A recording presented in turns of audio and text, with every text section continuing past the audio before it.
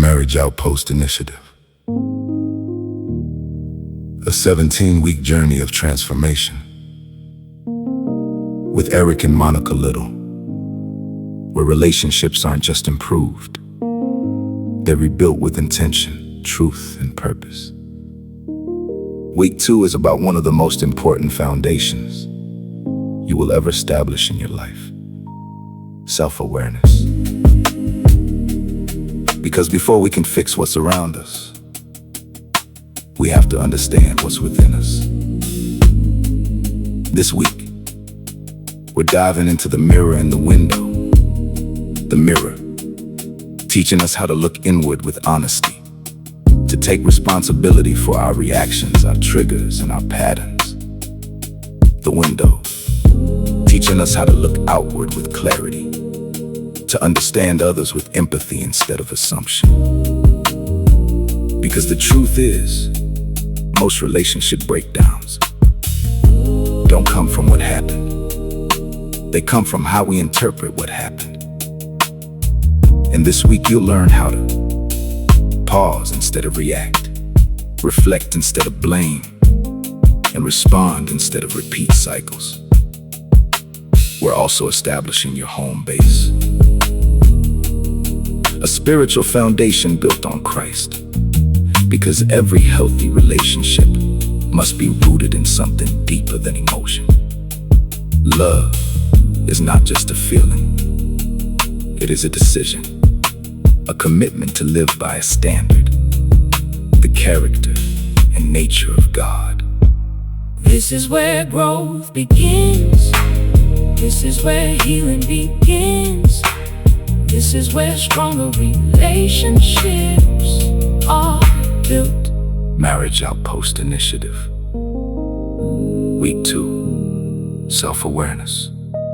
Let's do the work together.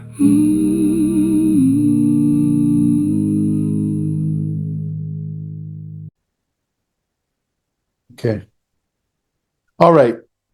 Guys, we are, I'm just trying to make sure that we have this recorded. Guys, listen, this process that we're moving in is one that is going to require your focus. It's going to require your participation. I'm going to teach some today, but I want to go over really quick the kind of outline for today, so everybody's kind of on the same page and we all kind of know what's going down. Okay, so this is broken up into a 90-minute session. In this 90 minutes, we'll spend the first 10 minutes. I'm kind of explaining to you what's happening today, what I'm going to be doing today, and then we'll move into an assessment. I'm going to ask you a series of questions. You will rate those questions 1 to 5 or 1 to 10. I'll let you know. And I need you to be open and honest. I don't need you to answer it based off of what you think I want to hear. No, this is a personal assessment of you, not the other person, you. I know that there are some couples that are going to watch this and that are part of this, but every single person is here listening as an individual first. Okay. And so we're going to spend about 10 minutes today doing some personal assessments.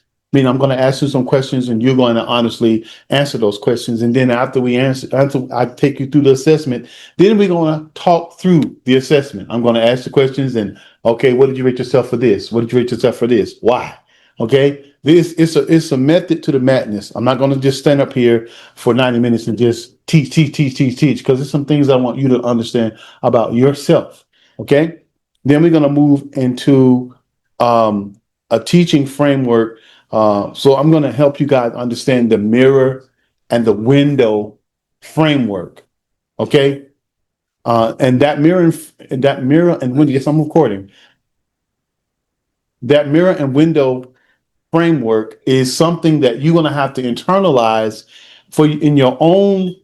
Okay. All right. So we're doing a 10-minute. I'm kind of letting you guys know where we're going. We're going to do assessment. Then I'm going to talk to you about the mirror and window assessment or framework. Then we'll move into some reflections where you guys will ask yourself some questions. I have some series of questions for you guys to ask and rate, and then we're going to come back and discuss them. And then we will do a 5-minute dialogue. What are you learning about the questions that you're asking yourself? And we're gonna talk about them out loud. Yes, sir. Okay, and then I'm gonna lead you guys in some prayers at the end. Okay, but before we start that framework, there is something that I call this home base. Now, listen, I'm gonna say this because I know it's kind of like when you come into uh, my house, there's just some principles by which my house is established. When you get an Eric Little experience, it's coming from a biblical concept or construct. Okay. It's not coming just from a psychological or an emotional construct. It's coming from a spiritual construct, because I believe that the first floor of any house that's being built relationally starts with a spiritual foundation. And I'm going to help you understand why I feel that way. So right now, I'm just going to talk about the home base for a minute. Everything starts with a base and a foundation. Everything. And if your foundation is faulty, everything you build is going to be at stake. Okay. When my father and my was teaching me as a little boy, he was a builder, and I would ask him questions about everything that I can think of that I saw. Why are you doing that? Why are you sitting those boards down? Why are we sitting in here putting, nailing boards together on a flat ground? There's nothing here yet. He was like, Eric, I'm nailing this together because I'm going to pour the cement, and I don't want the cement to fall out of place. So I'm setting the groundwork. So I was like, okay. Oh, now that makes sense. So, Daddy, what's going to happen when the cement get hard? What you going to do with the boards? Just wait, son. Get that little crowbar. Get that little hammer. Ping, ping. He just knocks the wood off. I'm like, oh wow. I'm thinking of something deep. But so every little thing, basically, what I'm trying to tell you is every little thing mattered in the beginning. Before the walls went up, I was like, Daddy, when are you going to put the walls up? We're up the framework, walls. He spent so much time on the foundation, measuring it, leveling it. I'm like, what is going on, man? When I make a playhouse, I just throw the wood down and throw the walls up, and I go, because I used to make playhouses as a little boy.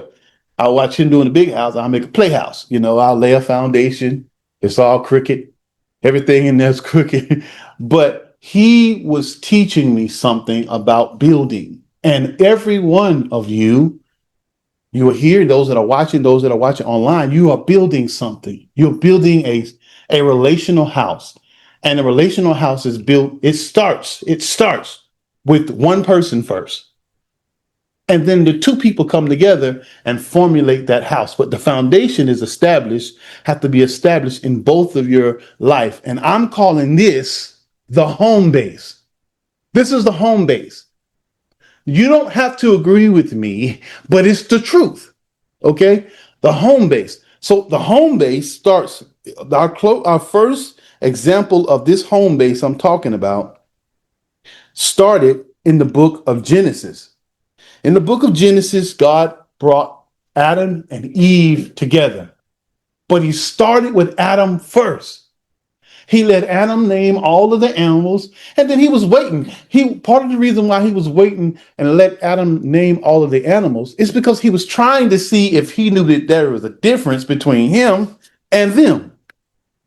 He was trying to let him see that there was something different about what they had that was different than what he had. Everything that he brought up, the Bible says he brought it up 2 by 2. 2 pigs, two. So he's naming these animals, but they're 2. But deep down inside, he was like, something's off here. But he didn't say that Adam said it was off. God had to put him to sleep because he was going to make normal what wasn't normal.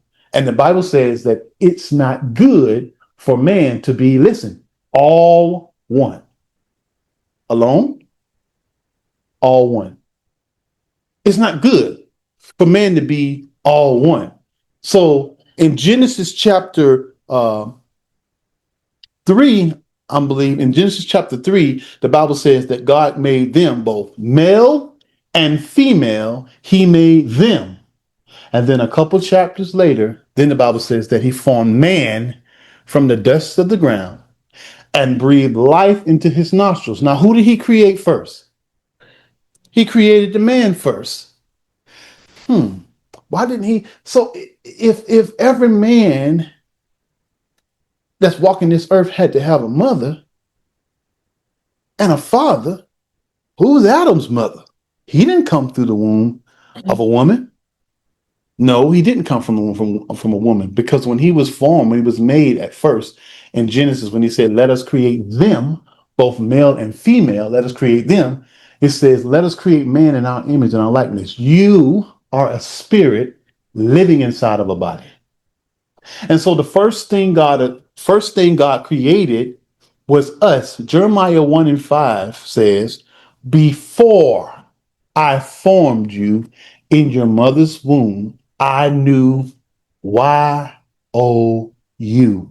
And so there is a place. Why am I saying this? There is a place of completeness, a place of wholeness, a place of settling in you that can only come from God. So each person has to have a connection to him. Now, why? I told somebody this once, guys, and they thought I was crazy when I said this. I said, I've been married to my wife for 10 years, just about 10 years, been knowing her for 13 years. And I didn't stay with her. I haven't stayed with her without committing adultery or doing something because I just love my wife so much. I do love my wife very much.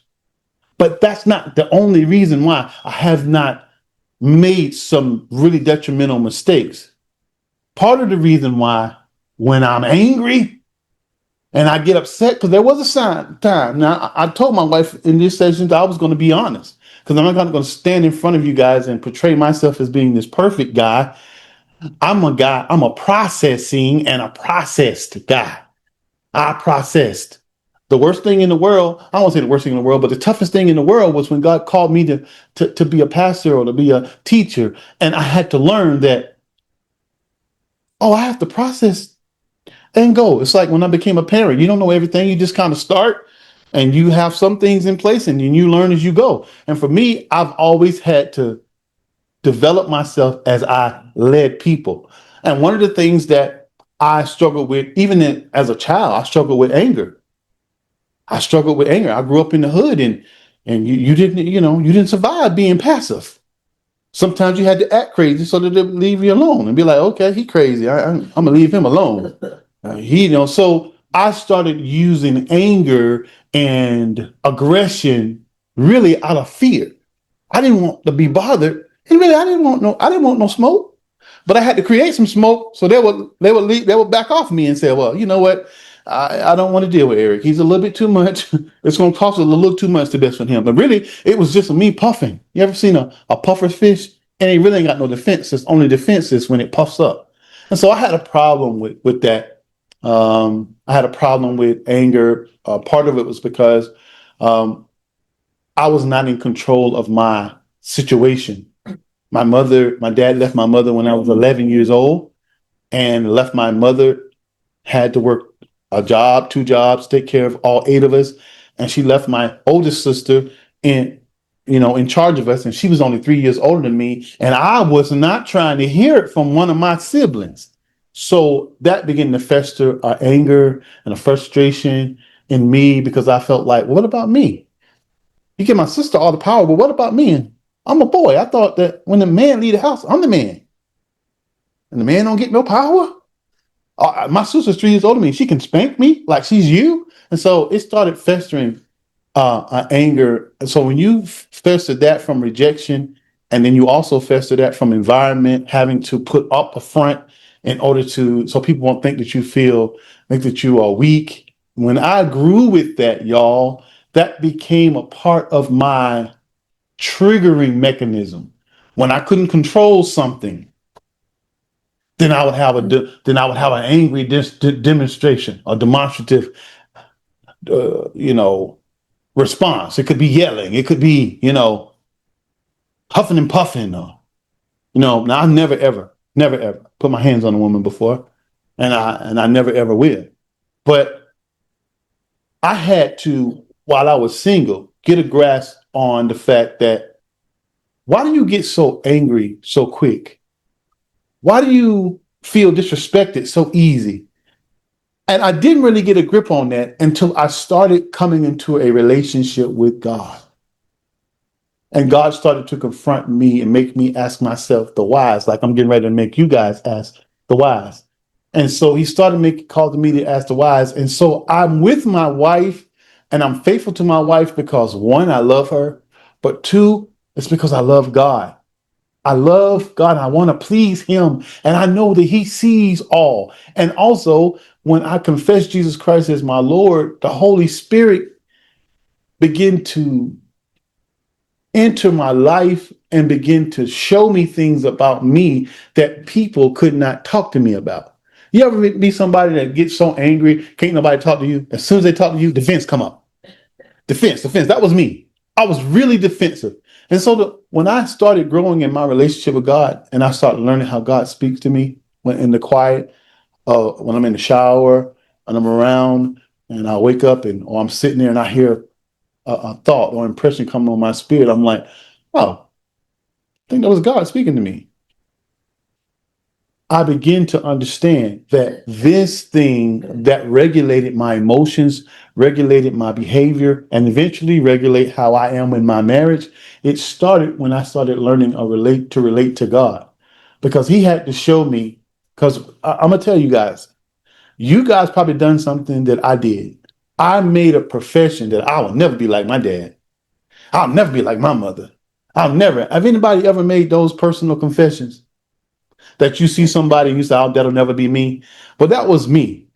And God had to show me that it would be you, because if you try to do this in your own strength and in your own power, and most people try to process through relationships in their own power, in their own strength, in their own mind. Your mind is limited and you're limited. It's prone, it's inside of us to judge a thing, to judge a matter, because we want immediate retribution when we feel like someone has done us wrong. And so the home base have to be in place because we begin to look at each other through the eyes of God and through the nature of God, to long suffer. Sometimes, even when I first got married, one of the things I had to learn to do was to long suffer. I had to learn to be patient. I had to learn to be kind. I had to learn to put, and I'm still learning this, to put others' needs before mine. That's what the Bible says. The fruit of the Spirit is all of these things. All of these things are the personality of God. I say this all the time, that love is not a feeling. It is a decision based on your commitment to a culture, a way of living with another person. And that commitment is, for me, in the framework that I'm teaching this, is based on the character and nature of God. Father, I ask you right now, Holy Spirit, to help me teach this in a way that is understandable. And God, I ask you to help me communicate this in a way that the people watching me and listening to me right now will gain an understanding for why it is important, even though it might not make sense to them right now. But every little thing matter as we're building. Holy Spirit, lead me in Jesus' name. Amen. So this is the home base. So the home base is God. The home base is spiritual development. Anyway, so guys, before I could move into this week's lesson on the mirror and the window, this is so vitally important. I have to help you guys understand that spiritual foundation is vitally important, because when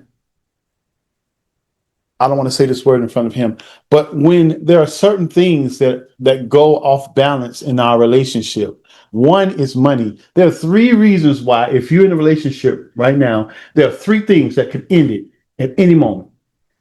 Here are the three things that would end a relationship. And part of the reason why this Marriage Outpost Initiative is so important. Money, I need you to write this down. Money, emotional intelligence, spiritual foundation, communication, and sexual intimacy. That's 5 things. That's 5 things. These 5 things are vitally important. I just want to make sure. Kiki, are you in? Can you hear me? I'm here. I have my phone on mute. Okay, all right. I just want to make sure you was with me, okay? Okay. After spiritual foundation is what? Yeah, I think communication. Okay, thank you. So those that are watching right now, please, in order to follow me today, you're gonna need to have a pen or pad or take something down on your phone, okay? So we had to touch the home base. Now, of course, I'm not gonna be able to cover the full home base today. Every session we start, I'm gonna start with another principle about the home base, okay? So by the end of 17 weeks, you're gonna fully understand what the home base is and what you have to have in place. Last thing I'm gonna say before we start our assessment, is this. When I do a wedding, I talk about the 3-string cord that's not easily broken. And that 3-string cord is you, your mate, and this God. And sometimes the two of you will dangle just like this. Because sometimes you'll reach periods in your relationship where you feel like you've done all you can and you just feel like, oh, you know what? I'm ready to give up. I just can't take this no more. And both of y'all are dangling because both of y'all have let go. And the thing that keeps y'all together long enough and what the third cord keeps you together for is keeps you together for the process. I alluded to this last week, or the first week, but I'm going to emphasize it a little bit more. What God does not bring people together to make you happy. He brings you together to form you and to make you holy and to complete and carry out his purpose that he has assigned you to do together. That's why when you are with a significant other or you with a spouse, there is something inside of them that's supposed to help something inside of you. And my wife, though she's not perfect, I'm not perfect, but I'm talking about my wife because she's my wife. I can't speak about nobody else but her. But my wife, one of the things that it's many things that she carries inside of her that makes what I have to do as a purpose so much easier because of what her personality and her gift mix and her assignment connected with me is what makes me great. Women are crowned a king. Women are king makers. If there's a king in him, part of making him is you. You have the ability to make or break him. And the same thing with a man. A man is a queen setter. You pull out the greatness inside of your woman, or you can pull out the worst inside of your woman. And a man that will not develop himself and grow, you will pull out. And this is the work of Satan. Your inability or your unwillingness to grow and to change and to operate and function the way you're supposed to be is going to pull the worst out of your wife. So you have to take responsibility. What am I producing? And where am I in the home base? Where am I in my relationship with God? How am I seeing the whole family? How am I seeing her? How am I caring for her well-being? Because part of the assignment God gave us as men, one, to know him first, because before God gave him Eve, it was God and Adam. So we must know God. We must have a relationship with him. We must have a posture before him, because there are things that your wife won't see and your children won't see, but you've got to have the spiritual fortitude and willingness to lead in the areas of faith and spiritual development. And then you move from spiritual development to social development. And then you move from social development to physical well-being. Now, it is not the man's total responsibility to do everything, but that's where the helper comes in to help. But even if you are taking a step to take the lead, you still have to take some initiative. A woman is going to be frustrated if you are parked as a car. You don't have no spiritual drive. You don't pray. You don't fast. You don't initiate anything. You sit back and you have her to do everything.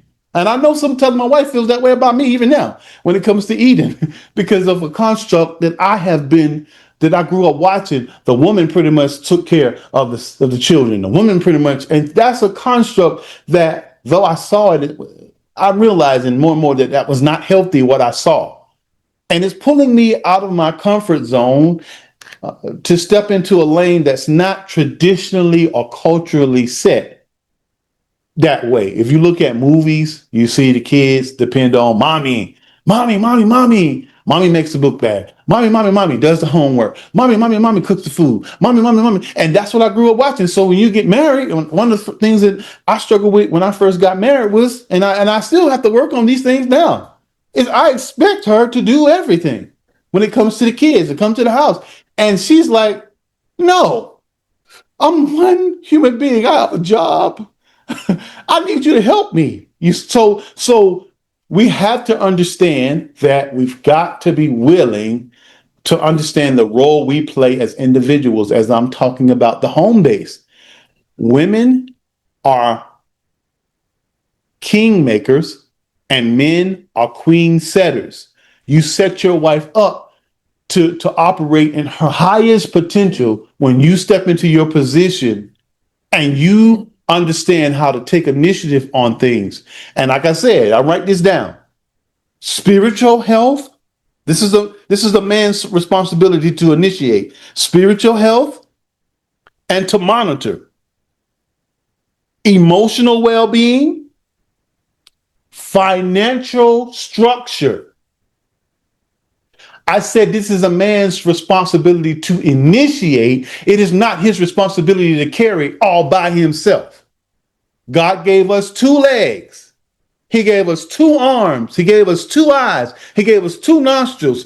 He gave us, he put duality all through the body. He gave the woman 2 ovaries. He gave the men 2 ovaries, but they're just on the outside. But there is a need for balance. What would you need me to repeat? Yeah, spiritual health, financial structure, and emotional well-being. A man's responsibility is to initiate and to oversee emotional well-being of yourself first, of your wife, if you have one, and of your family, your children. You're not supposed to be blind, okay? Now, right now, I'm just talking about home base. This is a little bit of home base. I'm going to move to assessment. So spiritual, emotional health, spiritual well-being, financial structure. Do we have a financial plan in place to run our home, to make sure that the things that need to be done can be done? We have to write the vision, make it plain so that he who reads it may run with it. And if we don't cast vision for our wives and for the women, they will be frustrated. And then you will say, you just being a bee. You just on your own. It's just that pee time. No, it ain't pee time. You're parked like a car and she's designed to follow vision. So if you park, she's frustrated because everything inside of her is wired to follow and to support vision, forward moving vision. And so as men, we have to lay that construct spiritually, emotionally, financially. Did I say emotional health? We have to be emotional. I'm not saying a man has to be perfect, but we have to have some working understanding of the emotional well-being. I should stop sometime and say, honey, how are you doing? Sons, how are you doing? I have to sit with my son. I have to do these things. I have to practice these things. Guys, I'm teaching this, but I'm in this process too. I have to recognize my son is playing the game too much. I'm not spending enough time with him. I don't want him to get 7 and 8 and 9, 8 and 9 and 10 and 12. And I have let the video game and TV raise him. I don't want to go 2 years with my wife on emotional E. She's operating on fumes because I haven't stopped to say, how are you? That's part of my responsibility to initiate it. Even if she don't say it, I have to be thinking that. I have to be thinking it because it's part of my responsibility. Financial structure. As a man, you may not be the financial whiz. My wife is a math person, okay? She knows numbers well. When I first married my wife, I didn't know much about money. I never watched a man budget. I never seen that done before. But I told myself, I'm gonna fake it till I make it. Yeah, I'm handling all the bills. I know. I'm on the internet. I'm just faking it till I make it because I don't want her to think I'm incompetent and I don't want to be incompetent and I don't want to sit back and let her initiate everything because then it will push it. I will open the door for her to move into my position and now I'm chasing my tail. I'm trying to get her and you go a year, 2 years, 3 years and you let that happen. Now you got a problem on your hands because instead of y'all ruling together side by side, she's standing out in front of you and that's not supposed to happen. What would happen if I was walking and both of my legs was moving in the same spot and I didn't balance? She's got to be balanced, okay? So did you guys write all that down? Those components, okay? So I'm going to stop right there for the home base this week. Every time we come together, I'm going to start at the home base because we're laying foundation. I know it's tough, men, those that are watching and those that are here. But we are the foundation. We lay down first. The wife came from the man and the children came from the woman. It started in the man, but then God took the rib from the side of the man and made the woman. Then he took the children out of the woman. So we are the foundation. So if your house is crooked and things are out of order, you got to look at you first. You can't say, this woman I got. No, you got to look at you. Well, I just don't know. I never seen my daddy. Learn. Pick up a book. Go to the internet. Find somebody to say, hey, can you show me? But at the end of the day, and I know I'm talking to most of the women here, a woman is called to help me, not totally make me.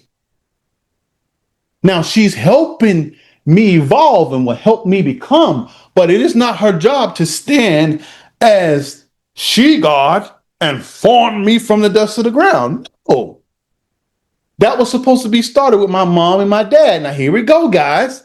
This is the reason why the Marriage Outpost Initiative is so important, because when moms and dads get out of alignment, you throw the children off automatically. You throw them off automatically. I struggled starting out as a young man, and I struggled starting out as a husband, and I'm still working because I was unbalanced. All I saw was a woman leading. All I saw, I didn't know how to write a check at 19 because I never saw it done. My mother didn't use checks. She was the primary leader of our home. And I was so busy trying to avoid gangs and drugs, and I was playing ball. I wasn't thinking about these things. But a man, if there was a man, an overseer, a man is one who sees, who watches over, and who oversees. Listen to the word I just said. Oversees. You got to know a little bit of something about everything that's going on with your wife when this just starts out with you. And so I can't talk about foundation without pushing and driving home some points to men. Okay. It's not all about you. It's not all about us, but it starts with us. Every problem that we're facing in the world today starts with a man. That's tough. My God, that's a hard weight and a hard pill to chew. Every time I hear that, but it's the truth. Every struggle that we're having with our children, that we're having in marriage, that we're having in society, it all starts with the man. So if we're going to restructure our marriages, if we're going to restructure our homes, the first person that's got to line up and get structurally set. Why is it important for you to get structurally set as a man? Because everything else is going to ride on your back. Now, the good thing is God didn't put us down there alone. He gave us a wife to get down there with us, but she is not the primary support. You are. And then the reason why I said a woman is a crown, a woman is a kingmaker, because the woman is the crown of the man. You come over the top of the man.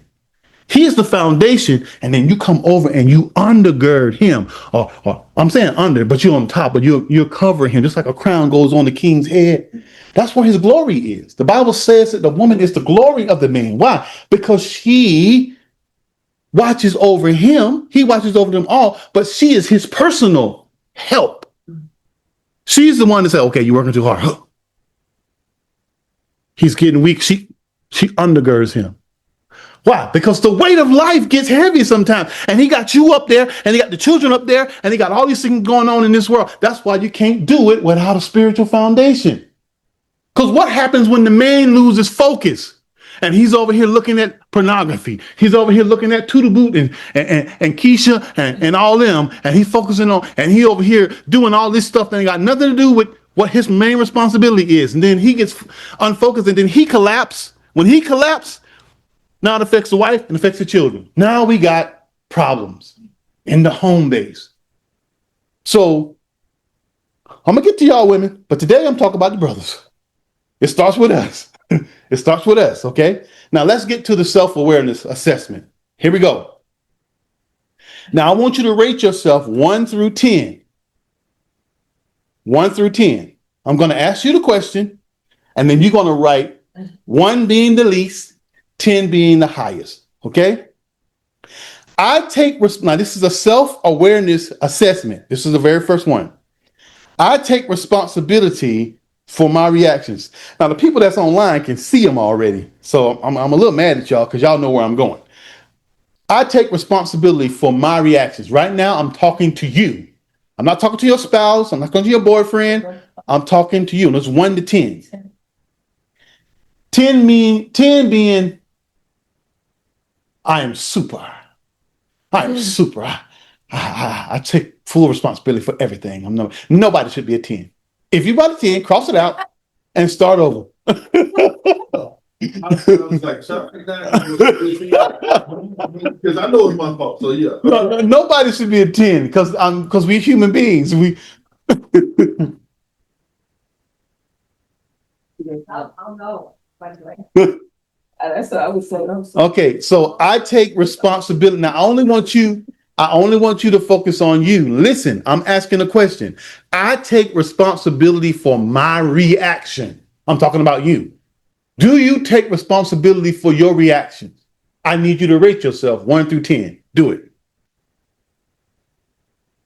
Number 2, I reflect on myself before blaming others. 1 through 10. I'm only talking about you. I'm not talking about your boyfriend or your husband. I'm talking about you. I reflect on myself before blaming others. Number 1 through 10. Don't lie. Tell the truth. This is Sunday, okay? This is a holy day. Number 3. I recognize when I am triggered. How well do you recognize when someone or your significant other has done something that has triggered you? You find, and then all of a sudden something happens, and then you turn into that other man, or you turn into that other woman. Like Incredible Hulk says, you don't want to see me when I'm angry. You know when you're triggered. When you're triggered, can't nothing get you off that trigger until you get a release. Because I used to get triggered and nothing released me until I cussed. I had to cuss. Okay. So the trigger would be like me reacting? Yes. Okay. So if there's when you're triggered, then that means No. Yeah. I'm asking you, I just want you to tell me how well do you recognize when you have been triggered? 1 through 10. I'm not talking about, okay, you did something and now no, but sometimes before the storm comes, there's a quiet. You'll be triggered and then the man will look at you and be like, what's wrong? Nothing's wrong. And I'm like, I know that look, it's something wrong. But I want you to know, be able to tell me, do you know right now, phase 1, y'all, for those that are watching online, we're dealing in phase 1. Phase 1 is self-awareness and personal responsibility. See, this is a problem that we have in relationships. It's people don't take self-assessments. They're not self-aware. And then they don't take responsibility. The worst thing in the world is to deal with a person who will never take responsibility. And the heaviest weight to carry is someone else's responsibility for something that you didn't do, but they won't take responsibility for the part they play and they just dump it all on you. That is unfair. That is unmerciful. And it's borderline abuse. You have to be aware of what's in you. You have to be aware of yourself. So the first question I asked was, do you take responsibility for your reactions? Number 2 was, I reflect on myself before I start blaming other people. Do you do that? Number 3 was, do I recognize when I am triggered? Number 4 is, can I identify what I'm feeling? Can you identify what you're feeling after you've been triggered? What am I feeling? How well do you do that on the scale from 1 to 10? And number 5 is, I consider how my past affects me today. How well are you with judging your past experiences and how it affects who you are at this moment? Because you are partly a result of what you have experienced. And how well you have developed as a person depends on how well you process out of what you have experienced so that it's not affecting and hijacking your present. Okay, now listen, these 5 questions I just asked you, this ruins relationships because most people don't have a good awareness of where they are with those things. And then they move into the relationship and everything is romantic. Everything is, oh, so beautiful. And the aura of everything. And then they have their first argument. And then a little bit of you peeks out and then you close it back. And then have a little sex, a little something. And it just goes back in there. Go to a party, go back in there. And then you go another few months and then you have another argument and you come out a little bit. And then the longer you get to know that person, the more you take. And before you know it, you butt naked, just out there, just wrong and strong. You know what I'm saying? And then this the bad part. You say, that's you. You blame all that on the other person because you're totally unaware of self. Okay. And so that's why I ask you that. So before we move to the next step, the first persons I want to ask to tell me their score for number 1 is Kiki. Have you scored yourself, Kiki? Unmute yourself, Kiki.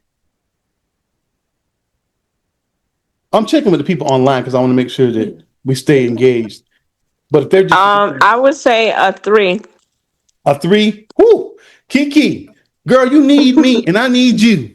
If you a 3 for number 1. Daryl, where are you on number 1? Where did you rate yourself taking responsibility for your reactions? 7. A 7? So the 7 is saying that you are pretty good at taking responsibility for the way you react to stuff. Yeah. You a 7? Yeah. Okay. All right. Now, because we're gonna come back at the end, and after we learn a little bit, then I'm gonna come back and make y'all take assessment again, and then we'll see what your score is. Okay. Jamila, what's your score for number 1? 3. A 3? Now, I got great respect for you, Jamila, for saying that. Okay, good. Monica, what's your score? 6. A 6. The verdict is still out on that. I'm gonna start with Terrence. Terrence, what's your score for number 1? A 9. That don't mean I don't do it. Whoo! But I You take responsibility. Yeah. Okay. Would that mean you come back and you say I was wrong? Yeah, you take responsibility Okay. for. I say I'm sorry. Okay. What about you? A 4. Okay. All right. Okay. For me, I'm about an 8. I do. Now I will apologize if I recognize that I'm wrong, even if she don't want to hear me, even if I'm talking and she's just like muted, He's right. I still talk. Right. I still say, babe, I was wrong. I know that, tonight I ain't gonna get none, but I still want to tell you that I was wrong. This ain't gonna work out for me today, but I just want to go to sleep telling you the truth, okay? So, am I lying, baby? Okay, so I'm about an 8. I ain't 10. I ain't on his level, but I'm at least an 8. What was the question again? Oh, now you want to know the question again? Do you take responsibility for your reactions? That's why I said I ain't said I don't yet.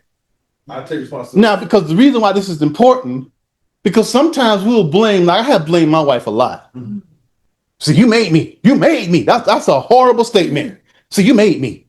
I said, no, that's not she. No, that's you. No, you made me do that. You made me. No, she didn't. She didn't make me. I have to take responsibility for my reactions, and there is a reason why. That's why the question number 2, do I reflect on myself before blaming others? What was your score, Kiki? Okay, so I misunderstood the question. Okay. So taking responsibility for my actions, I would say I'm at an 8. Now reflecting on myself before blaming others, I would say a 5. A 5. Okay, that's fair. A 5. Women tend to score lower on this than men, but we're gonna see. Okay, Jamila, what's your score? An 8. A 8? Yeah. Wait a minute. I reflect on myself before blaming others.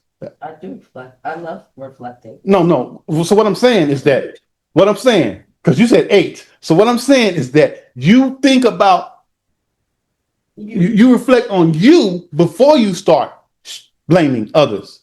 Yeah, I do. An 8. Yeah, I do reflect. Okay. You're 8. Yeah, I love reflecting. You're 8. But I'm saying before you blame others, you think about what is the possibility? What did I do? No, I do. Where did I help initiate this thing that got started? Yeah, I do. And sometimes I go and ask other people just so I can But you can't ask people who agree with you. No, I'll just say, do you think I was wrong?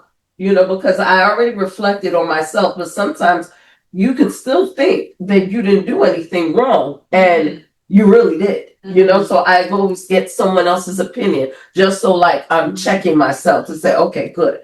Now I can stand ground, so I do. Okay, now it also depends on who you call. Because if you call your best friend and always gonna say, girl, you was right.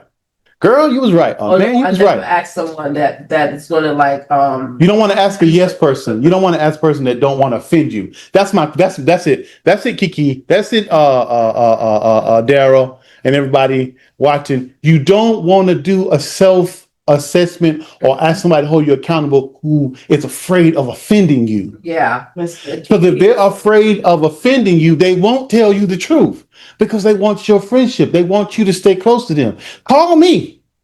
I'll tell you the truth if you ask me. I care about you enough. If a person that won't tell you the truth don't love you. They may love what you do for them, love what they get from you, but they don't love you if they won't tell you the truth. And telling you the truth is not always saying you're wrong, but when you are wrong, they're not afraid of saying it. Okay. So did I ask everybody?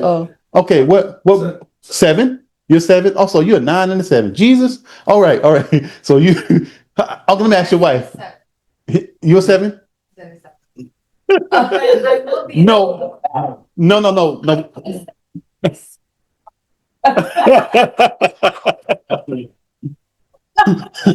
So what you circled is probably what the right answer is. You're 5. Ask the question is. No. We're not. No. Listen. We're not going to do that. She said she put a 7, but she really circled a 5. So we're going to go with the 5. Yeah. Okay. All right. But I feel like I might reflect differently. No. Listen. We're here. Listen. Y'all listen. We're here together. But right now, I'm just focusing on us as individuals. So I'm going to give you guys a chance to respond, those that are couples, but not right now. Okay? All right. Number 3. I'm starting with. Oh, no. No, I'm sorry. Daryl, what's your answer for number 2, Daryl? 5. Daryl says he's a 5. Daryl says he's a 5. I reflect on myself I before reflect blaming on others. myself Okay. before blaming others. Okay. Okay, guys, this is where we're starting Okay, out. guys, this is where By we're the end starting of this, out. by the By end the of end this of this, by process, the end of this process, please hit mute on your please phone hit mute so I'm not hearing myself talk back to myself. Okay, by the end of these 17 weeks, I'm gonna come back and I'm gonna do this assessment over again and see how we have fluctuated, and balanced out. Okay, so Daryl is a 5, Kiki is a 5. Monica, what are you saying? I'm a 4. A 4? I'm probably a 9. I'm probably a 9 there. I'm serious. I'm being honest. I do reflect. I reflect on myself before blaming others. No, I'm probably about a 4. Oh, I'm a 4. I'm 4. I'll be a 4. No, but Stephanie is looking at me like, I'm gonna get up and walk out. Now, you can't be honest. So I'm about a 4 as it relates to recognizing or reflecting on myself before I start blaming other people. I'm growing to do that. Okay. So have everybody answered number 2? Yes. Okay. Number 3. I recognize when I am triggered. Where do you stand from 1 to 10? 10 meaning you're very aware. 1 meaning you don't have a clue. Okay. You recognize when you're being triggered. Kiki, what do you got? A 3. Oh, okay. Ooh, okay. 3. 3. Daryl, what do you have? A 4. A 4? Okay. Jamila, what's your score? When you say that you recognize when you You recognizing when you're triggered is recognizing when something has happened that has offended you, has connected with something that is making you feel angered, rejected. Yeah. It's tapping into a negative emotion, something somebody did, and you can tell. Okay, now this right here, you're 8. You can. Yeah, I can tell when someone's trying to trigger me or being subliminal. But I'm saying no. The question is, can you recognize when you have been triggered? You are triggered now. Okay, now because I'm going somewhere with the trigger. So what you give yourself? An 8. An 8. Okay. All right. So you self-aware. Okay. What about you?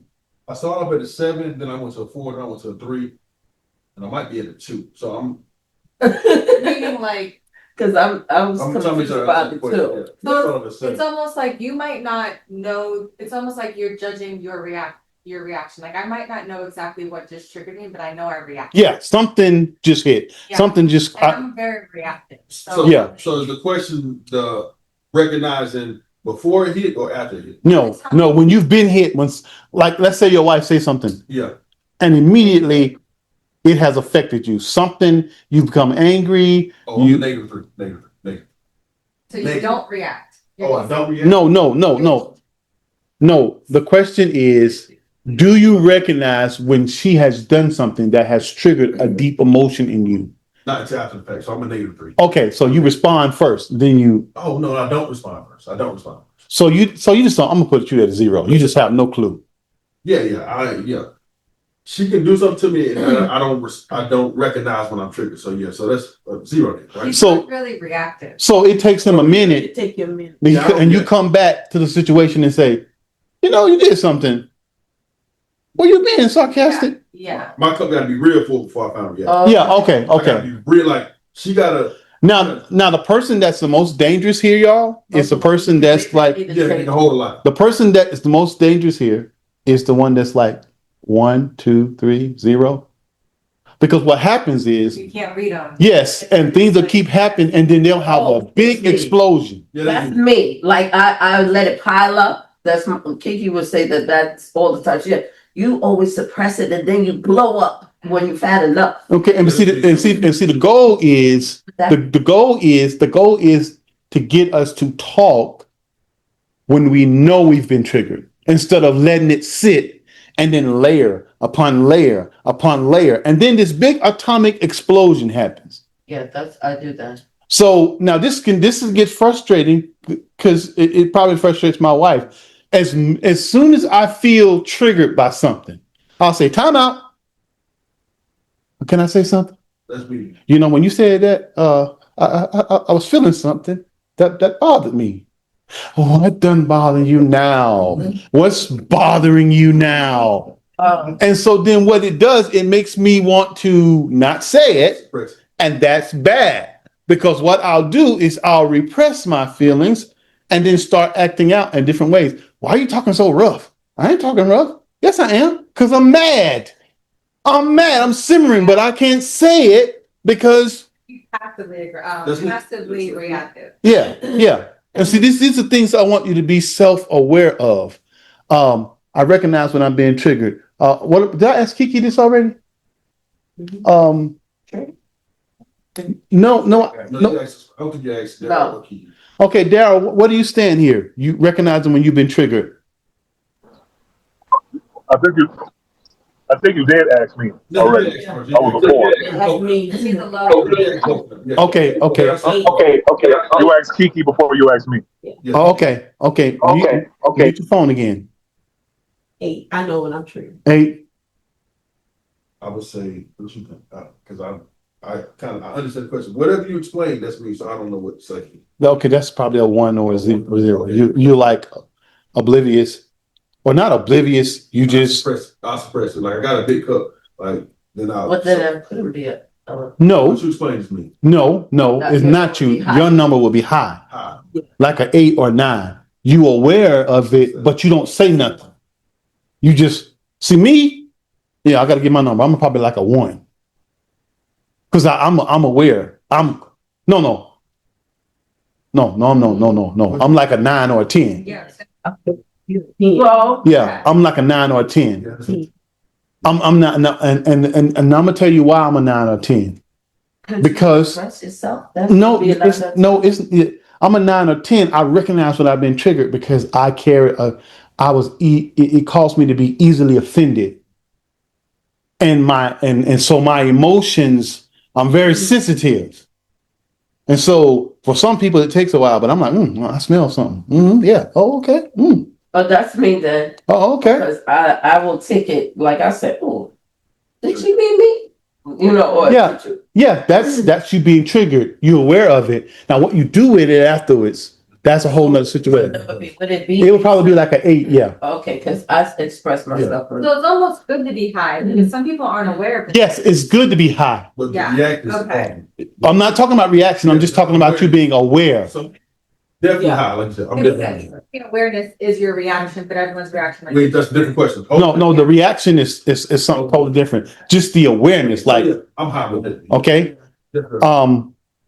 Number 4, I can identify what I'm feeling. Now, come on now. I want y'all to tell me the truth. When you feel it, you automatically know what's the root of why you're feeling that way. How do you rank yourself from 1 to 10? And those that are watching me right now online that weren't here and you're not online and you're following me along, I want you to take these questions very serious. I want you guys to take this very serious because, this is vitally important because depends on the person that you bring into a relationship. This is part of the baggage that we carry to the altar with us that's not properly assessed. Okay. So how can I identify what I'm feeling? I'm going to start with my score. Scale from 1 to 10 is probably a 4. I don't always identify what I'm feeling. It's getting higher now that I'm growing spiritually because my spiritual home base is being developed. And I'm able to process and hear what the Lord is telling me about me. I'm able to to sit down and you won't be able to process what you're feeling if you don't take some time to process it before you respond. Before a person does something that bothers you, before you snap off and go Peter Popoff, take a moment to process it, step back and say, now what am I feeling? Why? Now I want to know, Kiki, where do you rate yourself from 1 to 10? Okay, so I would say a 6. A 6? Okay. What about you, Daryl? A 6. A 6? Monica, where do you rate yourself? A 6? Five. A 5? 4. 4? 8, but I think that's too high. I'm not really sure. Can I identify what I'm feeling? Yeah. Give an example. Okay, just an example. This is an example. Okay? One of the things that used to trigger me early in my marriage, and even sometime, but I've gotten a lot better, is I would tell my wife, I feel like you're disrespecting me. I feel like you're disrespecting me. You know, I don't like your tone. Your tone is kind of making me feel disrespected. And she said, what am I saying to make you feel disrespected, Eric? And it really, what I was feeling wasn't her words, it was her tone. And what that tone was doing was taking me back to when I was a kid and my mother was under great pressure, but my dad being gone. And a lot of times she would be harder on me because she said I look like my daddy and I act like my daddy. And every time she dealt with me with a little bit more. And then she let my sister and my female cousins kind of rule over me. And, you know, they kind of threw their weight around a little bit and it affected me. And I carried that. And so much so every time I got a job, God always gave me a female boss. Every boss, even the boss I got right now is a woman. And God said, I want you to process through that. And so it would be her tone, because one of the struggles I had as a kid was the way my mother talked to me at times. She would curse at me, and the women in my family were very strong, very vocal, and they would chastise you with their words.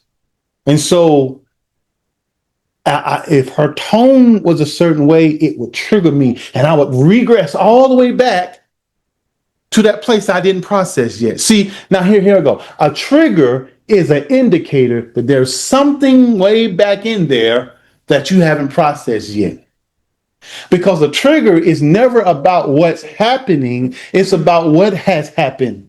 And that thing takes you back to that negative emotion. Like, for instance, if a woman has been cheated on, and she's been in a relationship where she's been cheated on repeatedly, or she's been talked down repeatedly in relationship, and then she move into a new relationship and everything is peachy and creamy and good, and then that man gets angry one minute and he kind of raises his voice, or she finds a card in his back pocket and it looks like a woman's handwriting, and she don't know who it is, and he could be working in the office and say, who is this? The first thing that card does is it takes her back to when she was dishonored and how it felt. And so before she finds out, she's already starting to come to a conclusion, because that triggered her. That sent her back to that unhealed, unresolved place. So a trigger is never about what happened. It's about what happened before that incident, because a lot of times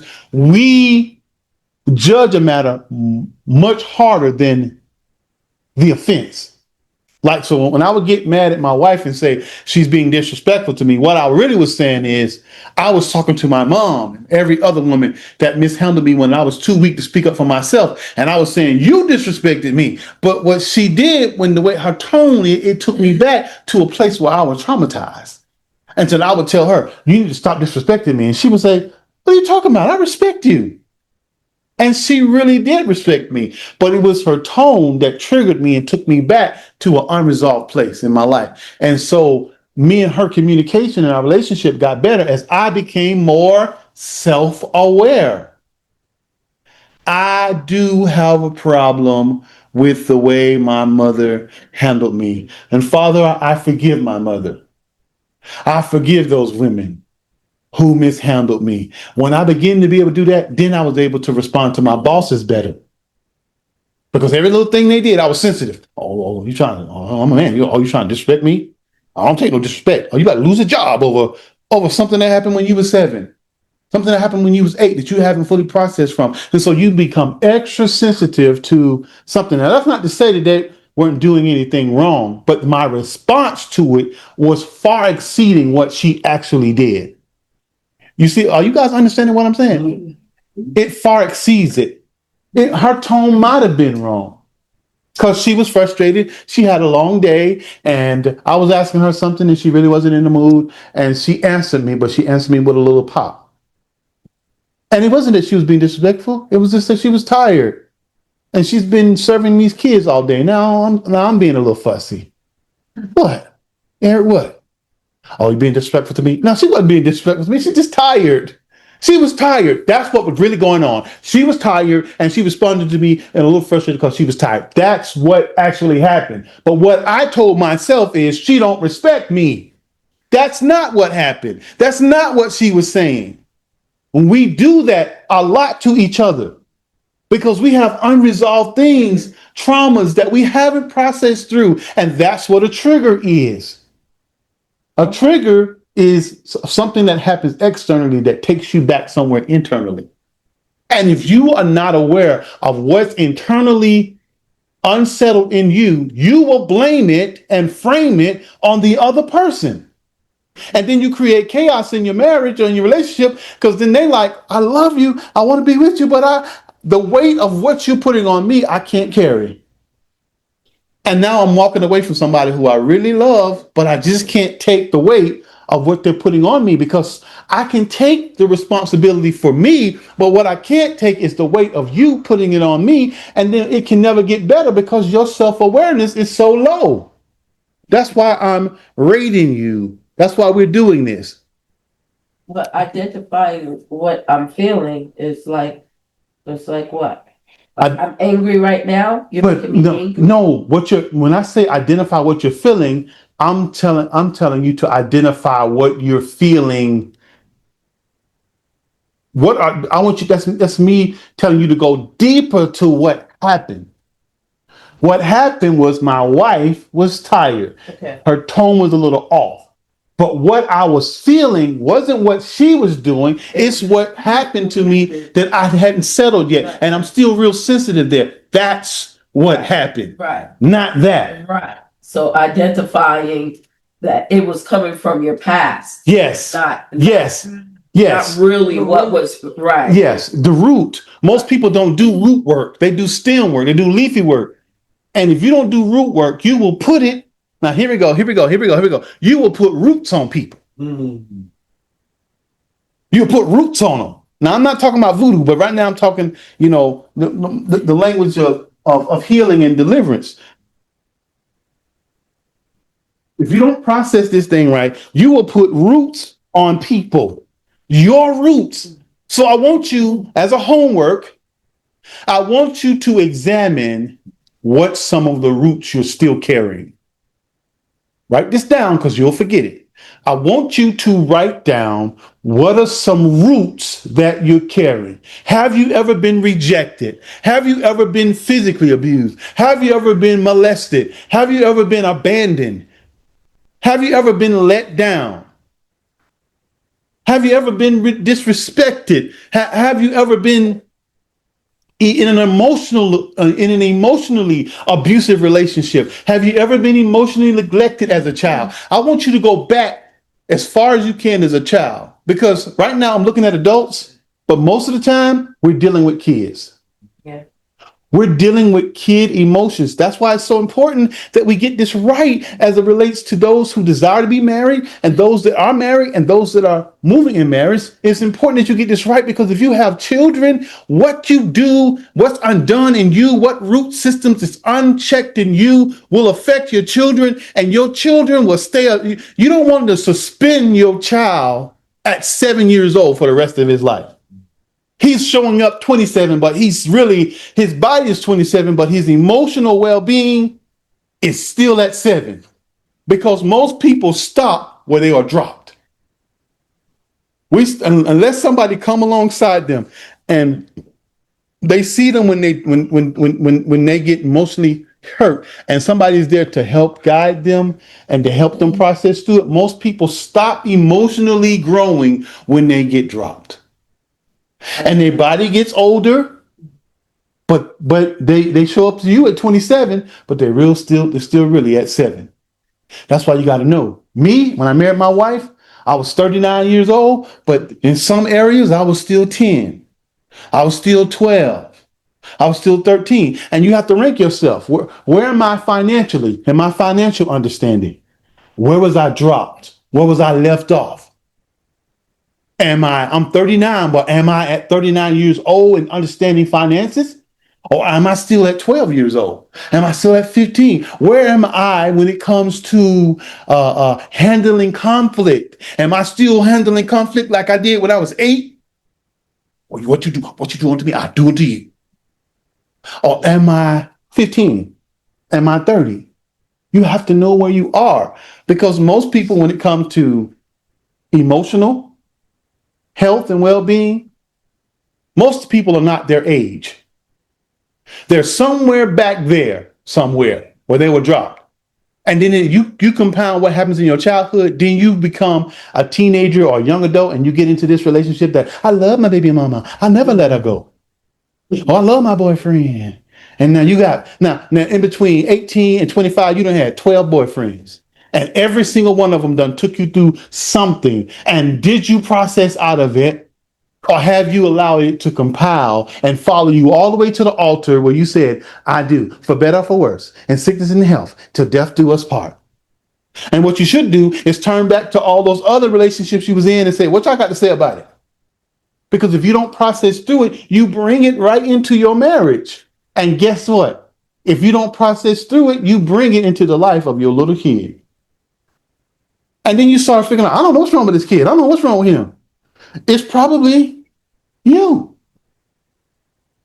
Because children don't children don't do what you say, they do what you do. If you want them to practice self-control, how well do they see self-control in you? You want them to practice patience?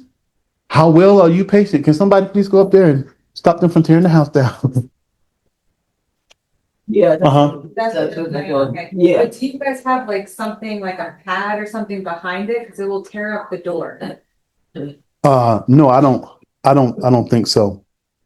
Okay. I'm sorry. Daryl and Kiki, are you guys with me so far? Are you guys understanding what we're talking about so far? Have I lost you, or are we all on the same page? No, I'm good. Okay, what about you, Daryl? Yeah, I'm understanding. I'm just in the office right now. I understand. Okay, all right. I just want to make sure that we understand it. Now, those of you that are watching me, first of all, I'm so excited for the fact that I was able to get this recorded, and that I'm going to continue to record these sessions. I want you, if you're watching by way of YouTube or by way of Facebook, I want you to drop some comments.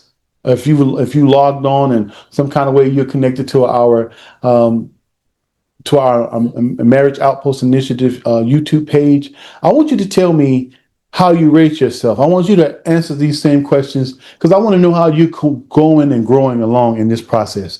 Okay, the last assessment we're going to do is emotional responses. Here we go. Yeah, we didn't do 5, the Oh, past relationship. Oh, we didn't do 5?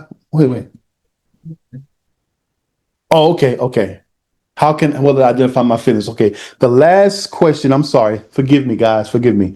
The last self-awareness assessment I want to ask you is, how do you rate yourself from 1 to 10? I consider how my past affects me. What did you rate yourself, Jamila?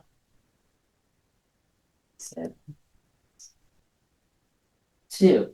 A 2? That's not good. I know. I know, but we're going to get better. I'm just saying. 5? No. 9? Well, you're super. No, 9. because I got some. Oh, you do. You consider how your past affects you. Oh, yeah. Well, that's good. That's good. If you 7, 8, 9, okay, we can do some work. You still work to be done, but if you find yourself at 3, 4, and 5, that lets me know that there's some root work that's got to really be done. Okay, for you to be your best self. Okay. Kiki, how are you doing here?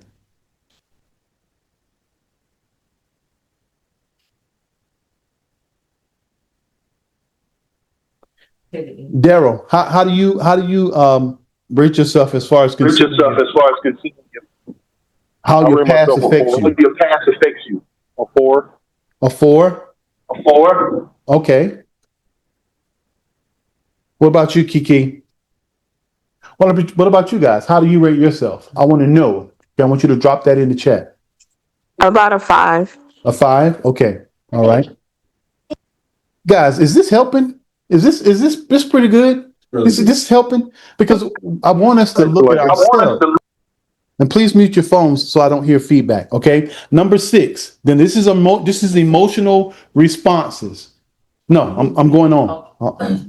Can you give us number 6? I'm going to give it to you now. Okay. Okay. Now we're moving into emotional responses. Okay, so we're out of self-assessment. Yes. Okay. Now we're moving into emotional responses. Okay. Now, when I'm done with this, I'm going to help you guys understand why we started week 1 here. Okay. Number 6. How do you rate yourself from 1 to 10? I react quickly instead of pausing first. How do you rate yourself from 1 to 10?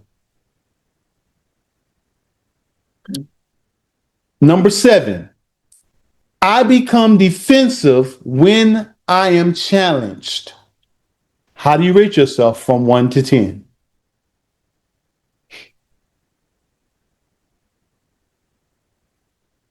Number 8. I shut down emotionally. From 1 to 10, how do you rate yourself? Number 6, I'm going to repeat that again. I react quickly instead of pausing first. How do you rate yourself from 1 to 10? Number 7 was I become defensive when challenged. Number 8 was I shut down emotionally. Number 9, I escalate when I am misunderstood. I escalate, meaning like a person perceives something and it's not what it's wrong, or you said you did something and they perceived it wrong. Do you assess it and say, wait, that's not what I meant? Or then, well, I didn't say, well, I didn't say that. Let me tell you something. You just go straight to 10. As soon as you are misunderstood, do you escalate? How often do you do that? How do you rate yourself there from 1 to 10? And number 10, I struggle to stay calm. How do you rate yourself there? This is talking about your emotional responses. Your emotional responses. Okay, I'm starting with the people online because I want to make sure that we're connected. Now, if you can't answer me and this is becoming something that you can't do because you're in the middle of something, just let me know. If you don't let me know, then I'm going to ask questions just to make sure that we're staying engaged. So, Kiki, what do you rate with number 6? 8. 8? Okay. What about you, Daryl? I'm an 8 also. 8? Okay. Okay. Once you answer, just pause your phone so I don't hear feedback. The question was, I react instead of pausing first. What do you rate yourself, sweetheart? 5. A 5? Okay. Okay. Go ahead. A 6. A 6? Okay. I react. Okay. A 10? Okay. I respect My that. kids. Okay. Oh, react means you react a lot. Yeah. Like, how are you? I react quickly instead of pausing first. Okay, I'm a 4. A 4? Okay. Okay. She's a 4, you're a 10. Oh, she's a 10, you're a 4. Okay. Me, I react quickly instead of pausing first. I'm probably a 5. Because on some days it depends on the situation, but mostly I'm probably at about a 5. Okay. Okay. I become defensive when challenged. Monica, where are you? I'm sorry, you first. A 9? Oh, there we go. All right. 9. 7. What was the question? I become defensive when I'm challenged. Where are you? 5. A 5. Okay. What about you, Jamila? 8. A 8. What about you, Daryl? A 9. A 9. So you're 8 and you're 9. Okay. What about Kiki? Where you stand? A 7. A 7. Okay. All right. Now I just want you guys, this is about just being self-aware. Now, for those of you who are couples, I want y'all, at night, y'all having pillow talk, go back and look at this assessment and have real talk. Okay, about wow, wow, we rank, you ranked here, I'm ranked here. Wow, when it comes to I become defensive when challenged, I'm an 8 and you a 9. Girl, we can't never talk about nothing. Every time we thought, well, you got, you want to say something to me? No, I don't want to say nothing to you. Nothing. So we know it's some repressing going on. We know it's some layering going on. And then when y'all finally do talk, boom, an atomic explosion. Okay? So I just want you guys to kind of look at that and say, okay, I need to work here. I need to work on that. Okay? Now this next question is just as horrible as the explosion. I shut down emotionally. 10. Wait a minute, did I answer the question? No, I was waiting. Oh, I become defensive when challenged. I used to be a 9 or a 10, but now I'm probably at about a 6. Am I about right? Depends. Oh, yeah, I'm about a 6. Okay, did you answer? Yeah, I said 5. Okay, all right. So we answered. 7, I said 5. Yeah. Okay. All right, number 8. I shut down emotionally. Monica, where are you? 8. Okay, me, Eric Little, the one that's leading the group. Do I shut down emotionally? I'm probably at about a 6. No, I'm probably at about a 7. It takes a lot, but when I used to be really sensitive. I used to be a 10, but I'm probably at about a 7 now. Okay. What about you? I said 2, but that means 8 because I was scared. I was graded different. So shut down emotionally. So like I will shut down. Like when I'm offended, I will. Okay, so where are you on the scale? 8 or 9. Okay, 8 or 9. Yeah. But I wrote 2, but I'm at 8 or 9. Yeah, okay. Make sure you put the right number there. So when y'all talk, you'll have the right number. Okay, where are you, Steph? A 7? So you are 8 and she's a 7. When it comes to shutting down, we can't move forward. We both shut down. So that so okay, Daryl, where are you emotionally? Do you shut down? How do you rate yourself? How do you rate yourself? A 4. A 4. Okay. What about you, Kiki? I would say like a 3. Okay, so you don't shut down emotionally. No, not unless it's a lot. It Okay. got to be a lot. Okay. All right. Okay. Number 9. I escalate when I feel misunderstood. I'm gonna start first. One of the things I hate is I hate being misunderstood. Ooh, I don't like being misunderstood. When a person mistakes me or says, okay, this is what you meant, and I said, no, that isn't what I meant. So I'm gonna probably put a 7. A 7 for me. You said 8? A 9? 10? Okay, I'm gonna trust you. So I'm a 10. I escalate when I feel misunderstood. But no. I'm gonna put myself about a 6 or a 7 because I do. No, baby, listen. No. We might supposed to do this in front of people, but listen. But listen. I will say, I'm the type of person that I will tell you what I'm feeling. You never have to wonder. If I say something and I feel like you're misunderstanding me, I'll say, okay, you misunderstood me. This is what I meant. Now, when I'm trying to explain myself and it ain't getting through, then I start to escalate because I feel like I have done everything possible to express to you that's not what I meant. And then I tell myself, well, you ain't gonna win. They're gonna still treat you like you did it. So do something to make it worthwhile. Then I get angry. I say something I'm not supposed to say, or I get emotional because I feel like I done lost already. Yeah. So if I'm gonna get a foul, I'm gonna commit a foul. Then this is not gonna get me no cool points back. I see you not giving way. Okay. All right. Well then.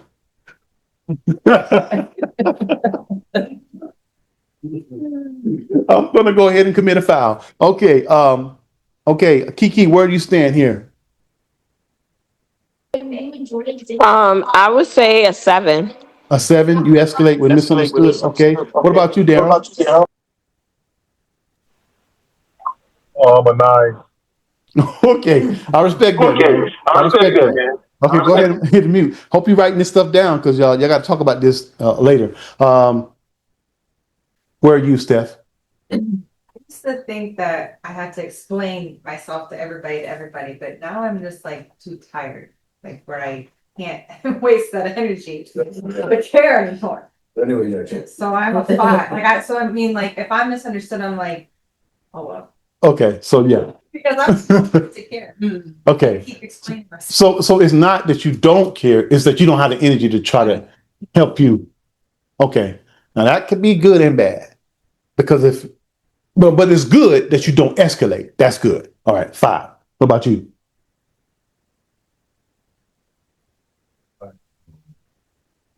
Okay. I put 4.5. 4.5. Okay, all right. I struggled to stay calm. Oh, I didn't. Okay, where are you, Jamila? A 4? You escalate when misunderstood. No, I don't. Okay, so if you misunderstood, you kind of like you settled. You take your time and say, okay, there was a misunderstanding. So let me recommunicate. Okay, this is what I mean. No, That's you. Right. It may not be as smooth as what you're saying, but I'll say that's not what I meant. You're not Okay. listening. Okay, Right, like it's under control. but you're under control. You don't lose control. No, I don't. I wouldn't lose control, but I'll just say, what are you talking about? That's not what I'm talking about. I won't let it flare up. Okay, all right. So that's good. What about Okay, you?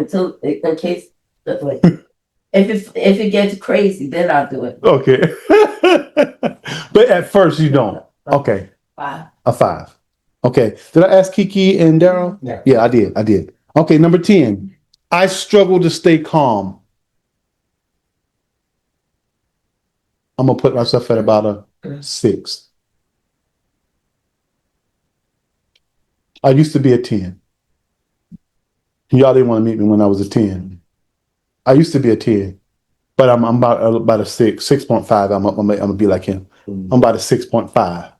I've gotten a lot of more control over my emotions. I still, like I told you guys in the beginning, anger was an issue. And at times, if I don't guard myself, it can be an issue now. Is the pastor saying that? Yes, I'm telling the truth.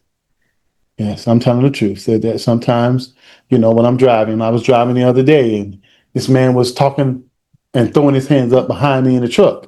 And I let the window down. I'm confessing, guys. I'm confessing. Okay, I'm confessing. It's just my confessions. Okay. I was driving and this man threw his hands up in the truck and was telling me to get off the road because I was trying to find some directions. And I didn't like his tone or his body expression. So I looked through the mirror and I let the window down and my wife grabbed my arm and said, Eric, no, no, no. And I said, let go of me. She let go of me and I put my hand out the window. I was like saying, wait a minute. And that dude got real calm then because he was like, I just know it was a black hand that come out. I don't know what that meant. But that was a form of intimidation to that man because that man didn't know what was going on there. And I didn't like that. And I had a moment. And so those kind of moments can end everything. That could have ended my life. It could have caused that man to get afraid and shoot in my car. And so you have to know where you are. And that's why I say I'm probably at a 6.5 because certain things will trigger me. But most of the time I stay calm, but sometimes I lose it. So I'm not average. I still got some work to do. So I'm going to say a 7. At least it was the pointer finger. Yeah. Yeah. Yeah, I'm proud of Yeah, it was a pointer finger. Yeah, I didn't do the other finger. Like my son be like, Daddy, what does this mean? Just use the pointer finger. That if you do this with any finger, it's wrong. But anyway, struggle to stay calm. Where are you, Daryl? How do you rate yourself from 1 to 10?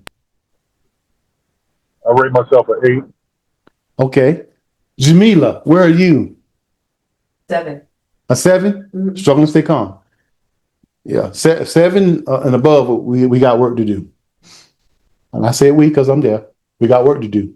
Because the right situation, the wrong situation, and you had Peter Popoff mode, and that could sacrifice everything. Okay, Kiki, where are you?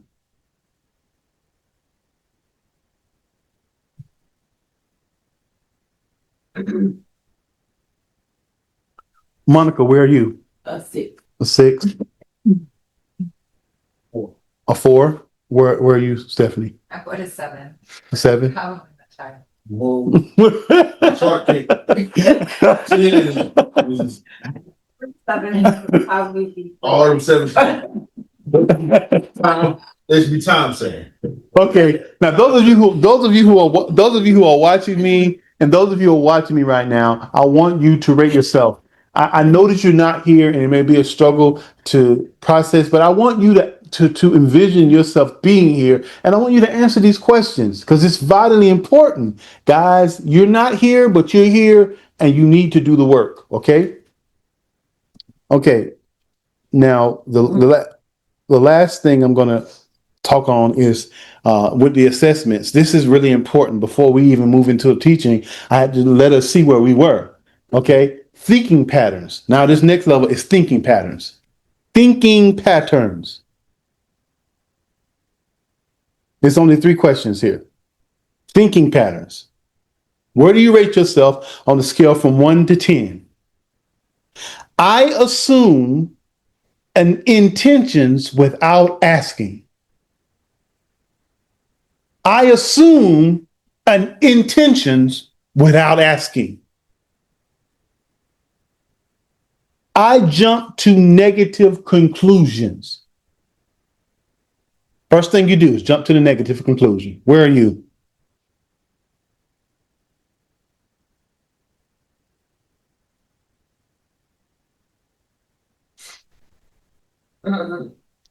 Here we go.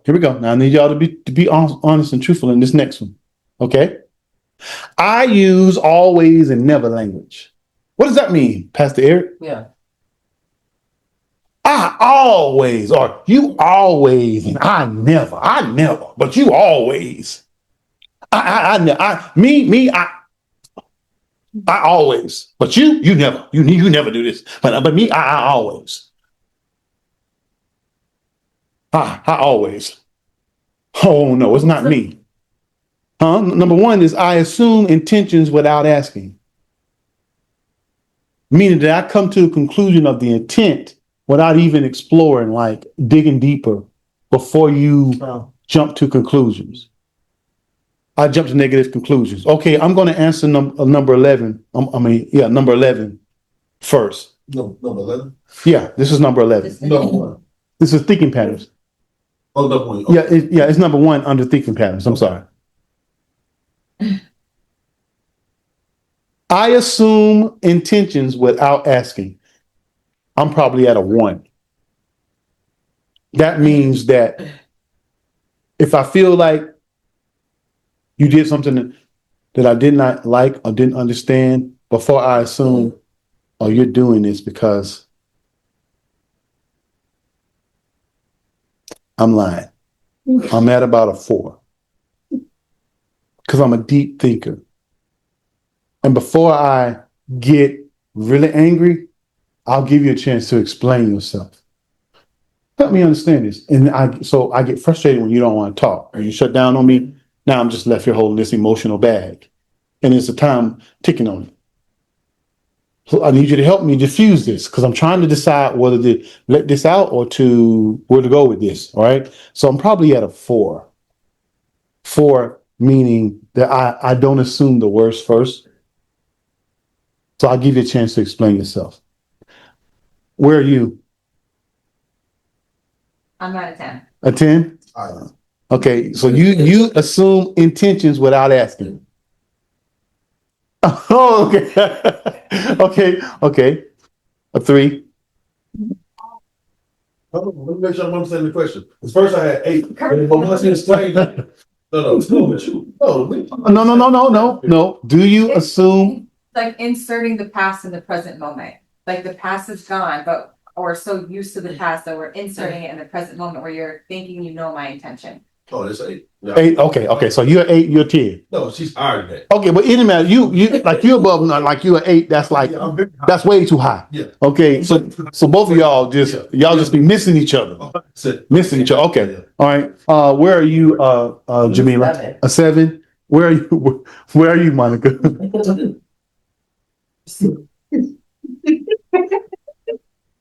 Oh, okay.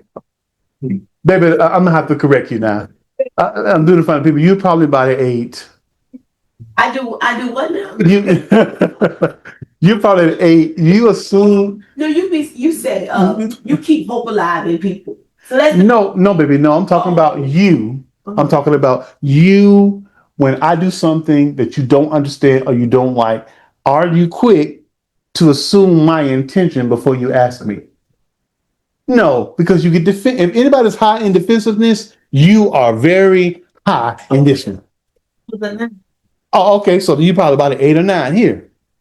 Because you're gonna assume what okay, yeah, you misunderstood. All right.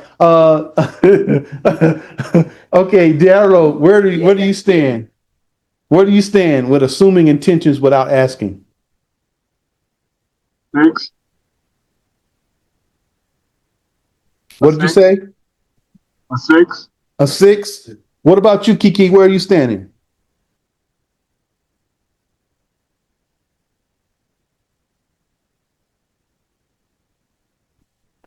Okay. I jump to negative conclusions. I'm probably no, baby, no. I'm probably at a 4. And in certain situations, it may be higher, but that's very abnormal for me. I'm probably consistently at a 4. There are some, it depends on the situation. It might rank higher for certain individual situations, but on a normal, consistent basis, me jumping to negative conclusions, I'm probably at a 4 or 5. Okay. That's it. That's my answer. Okay. On average, when Yeah. my cup is not full and it's spilled over, I'm at a 4.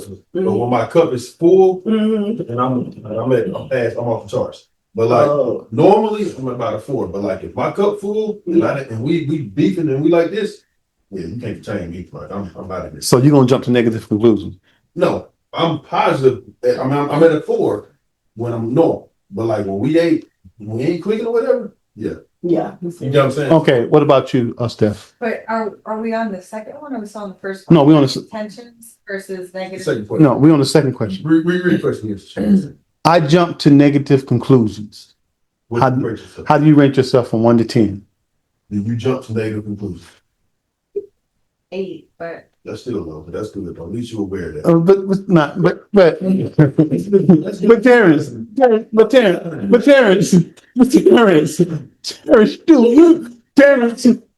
Terrence, you do a little too. Terrence, you doing a little too much talking in between. It's like I'm talking and you can't judge everything she say, but we're gonna get there. We ain't there yet. Okay. Okay. Where are you? A 5. A 5? Yeah. You jump to negative conclusions at a 5. Okay. I'm gonna have to push you a little bit. I think you're probably around a 6. I jumped to negative Jump to negative conclusions. conclusion. Huh. I think you're a little bit higher than 5. You think so? Yeah. In my 2 years of knowing you, I think that you're not like a 8 or 9, but I think that you're right at that threshold of a 6.5. Before, no. 6, yeah. Up to 5. But no, about a 6. That's just me observing you. From me knowing you. That. Okay. Now I'm gonna tell you the truth.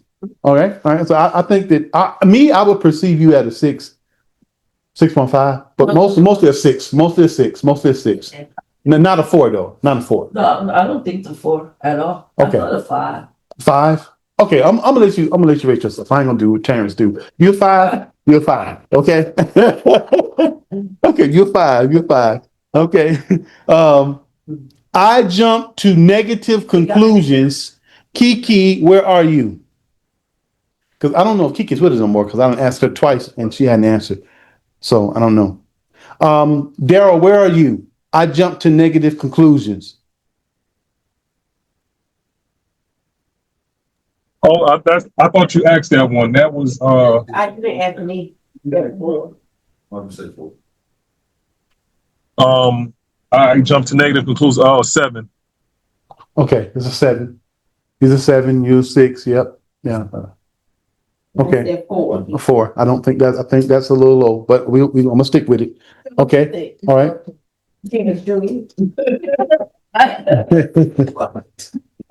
Okay, what you trying to say? I jumped to negative conclusions.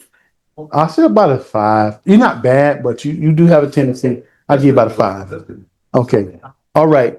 The last question. The last question is, I use always and never language. 10. Me? That's why I was confused because that was your second question. I use always and never. No, that was the third. You asked us. No, I read over it first and explained it why, so you guys could read it right. For me, I'm gonna answer this first. I use always and never language. I'm probably about a 8 or a 9. And I'm guilty of that. Yes, sir. Because and Terrence, you probably added about an 8 or a 9 too.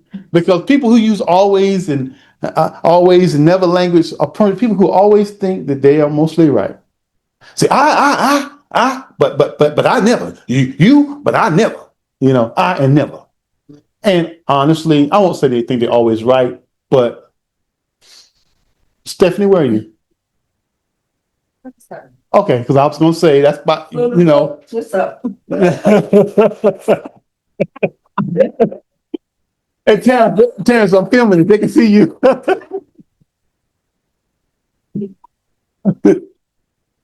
Like, I'm too afraid to Yeah. I'm gonna dip a little bit. be honest. It's probably higher than 7. Yes. Thank you for being honest. I can deal with it. Okay. Oh, it's a never. Okay, what about you, Jamila? A 10? 10? What about you? 4 or 5. I don't say I never. Say I never. Oh, Okay, what you say? me and this together. We got to get better too. You probably about a 6.5. Because you sometimes I feel like I done married the Virgin Mary or Mother Teresa. Because she never, I never, but you, I never. But doggone, I'm just bad. I need to go and get counseling all by myself because I am a problem. Baby, you're about a 6.5. I'm just being honest now. About a 6.5 now. I'm just being. Okay, Daryl, where are you staying? 8. 8? Okay. I don't know if Kiki is still with us. If she is, okay. She probably had something to do. Now, what time is it, guys? 6. 6. What time do we start? 4. I think it's 4. Can you guys give me about 20 more minutes? Yeah. Okay, because I want to talk about the mirror and the window real quick, and then we're going to close.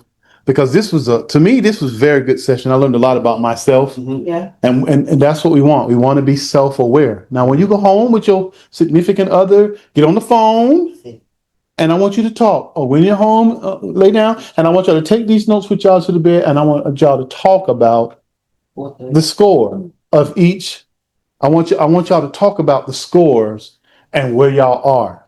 Because this should show you from a self-awareness part where you need to work on you. Not the other person, but where each person needs to work. Because in the area, in there, you're going to be able to see when you go back and look at areas where you have high numbers. These are signs of disaster. No, but it all depends on what.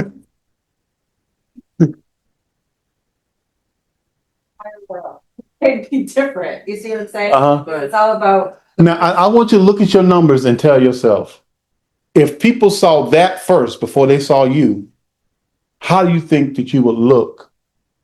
And if the numbers you have were somebody's numbers that was being presented to you as a potential mate, would you be excited about that or would you question Would you be concerned?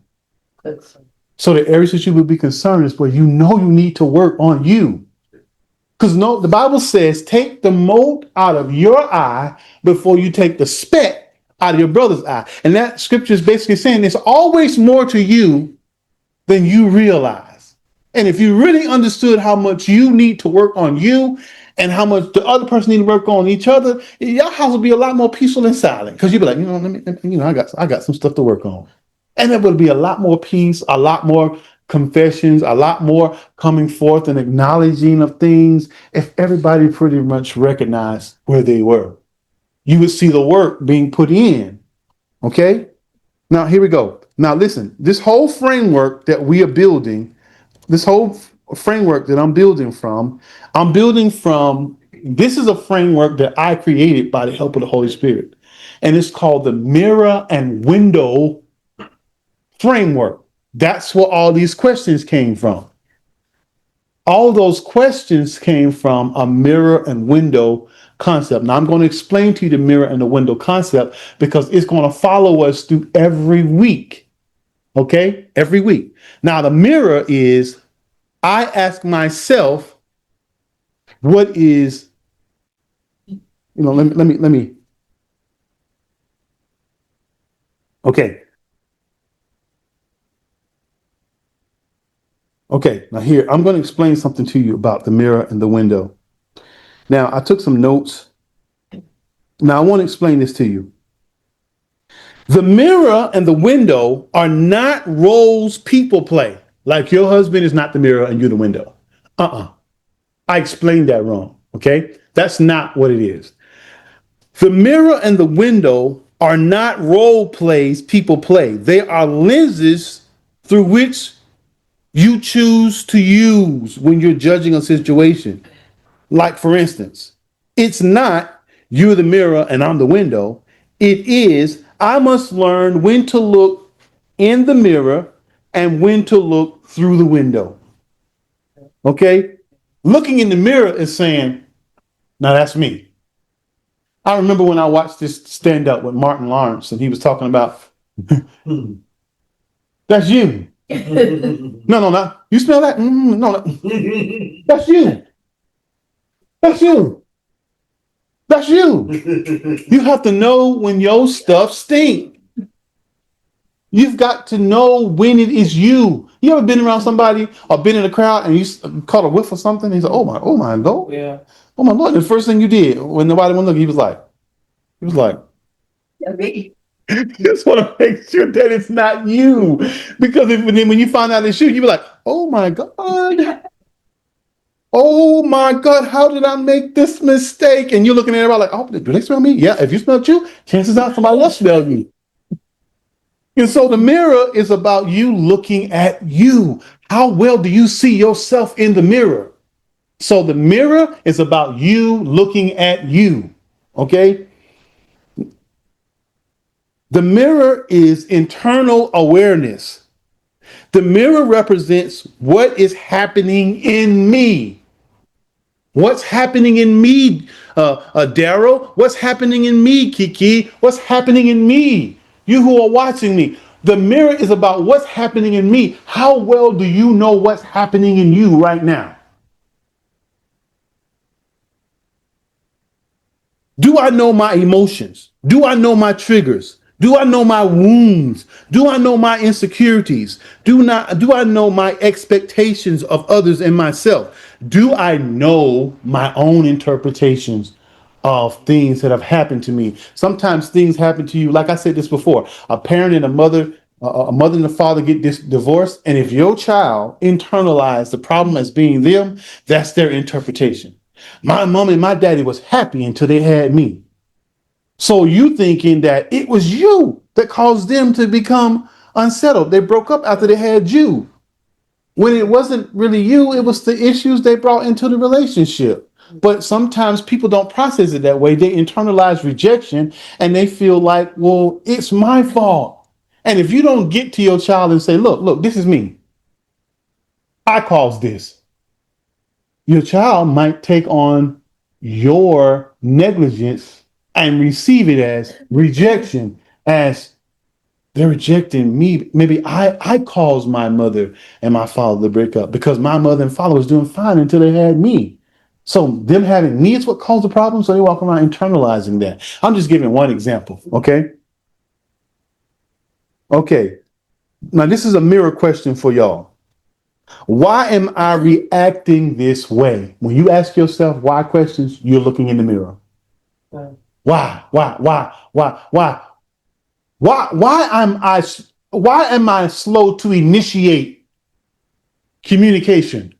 Why am I slow to initiate romantic or sexual engagement in a marriage? Why am I slow to correct my significant other or slow to connect this to correct my wife? Am I afraid of losing her? Because every relationship I was in, somebody left me. So now I'm in a place now. Well, I don't never want to lose the person. So I don't ever want to disagree with them. Or I disagree with them. But in the back of my mind, I'm always wondering, okay, this is it. This is the one that's going to make them bounce on me. Why? Why do I do that? You can't blame it on the other person. What's going on in you that you feel that way? That's a mirror question. Okay. Now, what the mirror does, it focuses on self-responsibility and it interrupts blame. The mirror will interrupt the blame game. It reveals internal patterns. Internal. We don't see it. People don't see it, but it's in us. Internal patterns. Now, the mirror says, before I address you, I need to understand me. Before I address you, I need to understand the part I played. So I can lead with what I did. First of all, the exchange we had was wrong. And I'm going to tell you, I was wrong for doing this. I realized when I did this was wrong. That instantly brings the defensive reaction down because ownership is being taken. But most people don't take ownership. They go on the offensive. I mean, they go on the defensive. But when you take ownership, you go on the offensive. I know where this is going. So the first thing I'm going to do is I'm going to admit guilt. What did I do wrong? Okay? Now the window, the mirror is into internal awareness. The window is internal awareness. You being aware of what's in you. I'm sorry. The mirror is internal awareness. You being aware of what's in you. The window is external awareness. It's what you can see. The window represents what is actually happening outside of me. Remember I was talking about my wife? What I would always say she was being disrespectful to me. That was what was happening on the outside of me. That was the trigger. That was the emotional trigger that led me back to when I was 8. And I was treating her as if she did that thing to me that I didn't get over at 8 and 9. That's not what was happening to me. I didn't recognize that till I looked in the mirror. But if I never looked in the mirror there, I would be badgering her and wearing her out and telling her, you're a disrespectful wife. Now I'm retaliating against her because I am thinking that something is happening that's not happening. Okay? So the window is you having an understanding of what is actually happening outside of you. What was said, what was done, the fact of the situation, the other person's perspective. That's a lot of times the window is the other person's perspective. And you won't all the time know it because most of the time we don't take the time to try to explore their perspective. What were you thinking? What were you feeling? How was your day? I didn't consider what was going on with you. I only came to you fuming about what I was feeling. And so the mirror will make you look outside of yourself and consider other people. Okay? The window. The window represents external awareness. The mirror represents internal awareness. If you listen to the soundtrack, I talk about the window and the mirror. But sometimes you need help with external awareness, and your wife or your spouse will help you. You a lot of times won't see what's in you, but the person that loves you will, and they have to be able to take. Now, how well they can take telling you the truth depends on where your numbers are. In the self-awareness column, what I was just talking about. If your numbers are high in defensiveness, they can't get through to you. And so the more they try to talk to you about you, the more you say stuff like, this is overwhelming. This is too much. What's overwhelming? When you say that, that means that you're not properly perceiving something, especially if the person is trying to explain their self or trying to point something out that they see. There is a dimension, Stephanie, that I can see you that you can't see yourself right now. Now, you can get up and physically see yourself in the mirror like I can see you right now. But from an emotional standpoint, how you respond, how you come off, you can't always see that. That's a blind spot. And you have to trust your significant other to tell you about your blind spot. But most people are too defensive that they can't take it. And then those that do tell, you got to have enough tact and care to know when to do it and how to do it. And you got to have yourself together, because yourself become too big and boisterous, and then you create the situation, makes it even more hard to receive from you. That's why I said sometimes when I'm talking to Stephanie and you are correcting her and telling her, that can become overwhelming. And it could make it in the long run hard for her to receive from you, because in her mind, she perceives you as thinking that you're always right and I'm always wrong. So when you are right and you come to her and you try to present something, she automatically rejects it. Because in your eyes, I'm never right. I'm always wrong. So you have to come back and you have to say, you know what? I realize that my approach to you has been wrong. And sometimes I have not properly assessed the thing before I came to you. So I do apologize. Can we start over? I love you. Do you love me? Please say yes. Okay. just for sake of this conversation, say yes, okay? Do you love me? Okay, you love me and I love you. Okay, so we have to start over. Listen, guys, sometimes we have to give each other an opportunity to start over. Because sometimes we mess up and we start off wrong, and then we don't never let the person start over. That is very difficult. Who can win? Who can win if they never get the chance to start over? We got to give each other a chance to start over. And the window is a part of what helps you see another person's perspective fast to do it. Okay. This is the last thing I'm going to say, and then I'm going to close it out. Every relationship is designed by God to function as both a window and a mirror. The mirror window identity framework. The mirror reveals patterns happening in you, like I said, and the windows. Okay, now let me stop right here. And I want to know, what do you guys, I want to know how, and those that are watching too, I want to know, how did this help you today? How did this help you today, Monica? This session. It helped me with accountability, with self-awareness. Okay. What about you, Jamila? This it helped me a lot. It helped me to see that I'm a part of some of the problems, Mm-hmm. you know. What about you, Stephanie? It reminded me that I'm very emotional. Mm-hmm. Okay. Well, you, Terrence. Terrence want to get something more deeper. No, Terrence, you don't have to give me the whole dissertation right now. I just asked her one thing.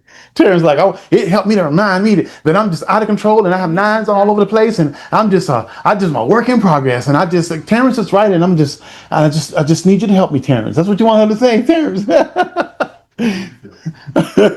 Terrence, what did you learn? The foundation, the spiritual foundation, like you was giving me analogies about. That's what I got to work on. Work on that. I lay the foundation so Yes. I can leave my whole family. Yes. And the last part about tech, which you just used the tech. Yeah. That too, but definitely that. I got a lot, man. I got 6 pages, man. Oh yeah, no, I wouldn't tell you give me the whole. I just wanted to know just some, you know. Starting from the beginning. Okay. Foundation. Okay. It starts with, like you said, it starts with the man. So therefore, us as men, we gotta whether we're in a relationship. Now I want to say this now because I want to make it clear what I said. I said the man is the framework, and you are the one to initiate those key areas: financial structure, emotional health, spiritual foundation, and what was the other one I said? Communication, sexual intimacy. Okay, you are to initiate, to set the groundwork, to lay a foundation for these things to be developed, but you're not expected to do it all. A man is not expected, though I know the people out here who teach this, it is wrong. Everything in my spirit says wrong. It is not a man's responsibility to carry all of the financial burden in a marriage, in a family. It is not. The Lord gave him a help. Now, for each relationship, how your wife help is different. Depends on what the man needs. For some man who's making a lot of money, he don't need you to help him financially.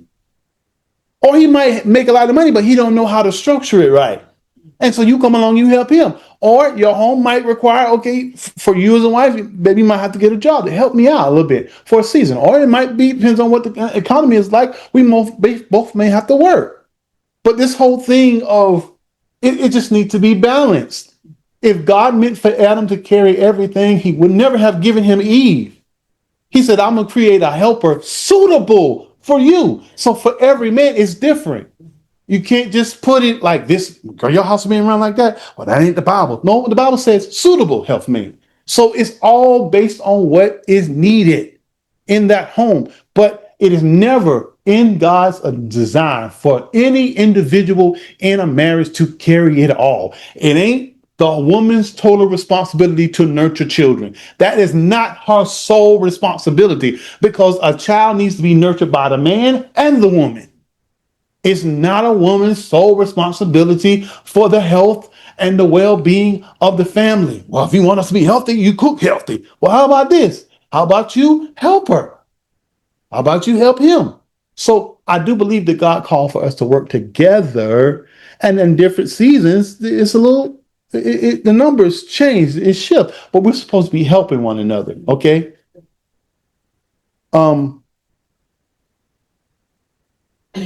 Daryl, what are some things you got from today? I actually got a lot from the day. What I really got from the day really hit home. That I can honestly say as a man that I've never really been initiator. I honestly been going off of impulse, I should say. I've never really been an initiator in my 44 years of just being, well, as a relationship, my relationship life. I just go off of impulse, thinking what I'm supposed to do.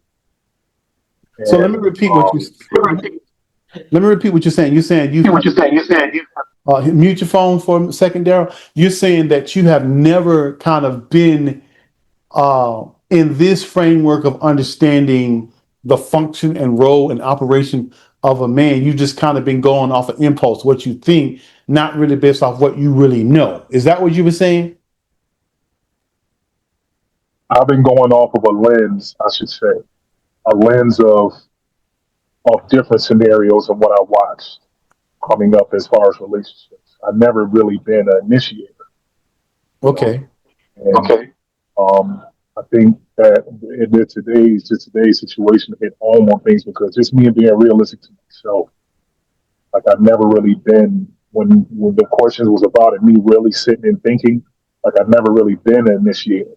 I can't blame, I wasn't taught this when I was coming up, wasn't taught that. But as a man, I can really see with the questions that was asked, I've never been initiated. So that's where my flaws come. Well, I won't say that it's a flaw. It's just an area that hasn't been developed, a mentality that has been developed. But the good thing is when you know better, then now you're held accountable to start doing better. Because the Bible says the truth makes us free. Once you get truth, then it is giving you the keys to freedom, the keys to growth. So now you don't have ignorance anymore. And so I think that's good, Daryl. I think that's good. Those that are watching right now online, I would like to know what you got out of this because we're building from week to week. And I want to know from you what you got out of this experience. For me, it shows me where I need to be more of a team player.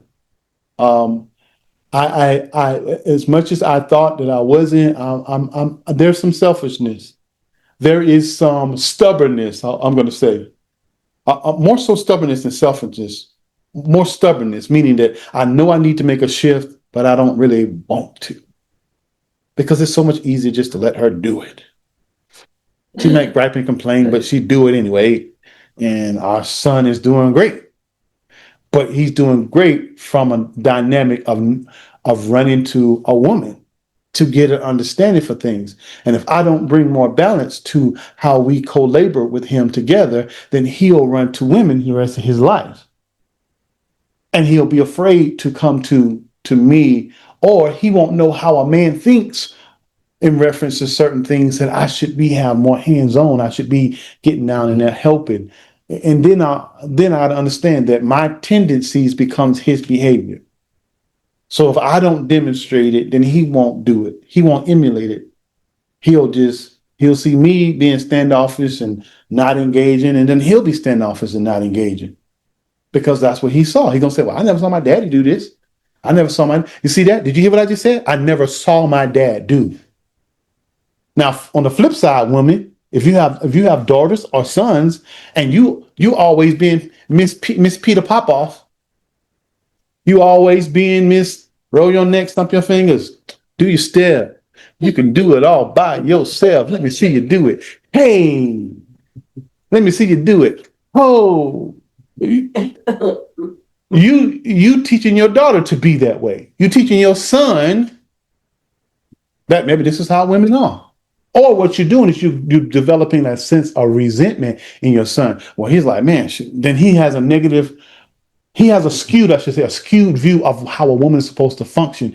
In marriage, you as a man and you as a woman are supposed to demonstrate the nature and character of God, but also emulate the proper way they are to process in and out. When we get in disagreements and my son see me do something wrong, I immediately get down on his level and say, "Son, Daddy was wrong for that. What I just said was wrong. I should not have said that. That was totally wrong. Will you forgive me? That is not the way you're supposed to respond to your mommy. Okay, that was totally wrong." Then I have to go to her and say, "Babe, I'm so sorry," because when you do stuff in front of the kids, or you model behavior that's not acceptable, you made it a double offense, not only on the person you offended, but you also did it in front of the children, and you have to redirect that. So all this stuff works together. Can you see how all this ties together, guys? Yeah. Your personal health, the marriage health, and then that next generation. So it's vitally, vitally important. For those who have watched me up to this point, thank you so much for being a part of the Marriage Outpost Initiative. This is the second week of a 17-week journey. Do the work, and you will see the fruit.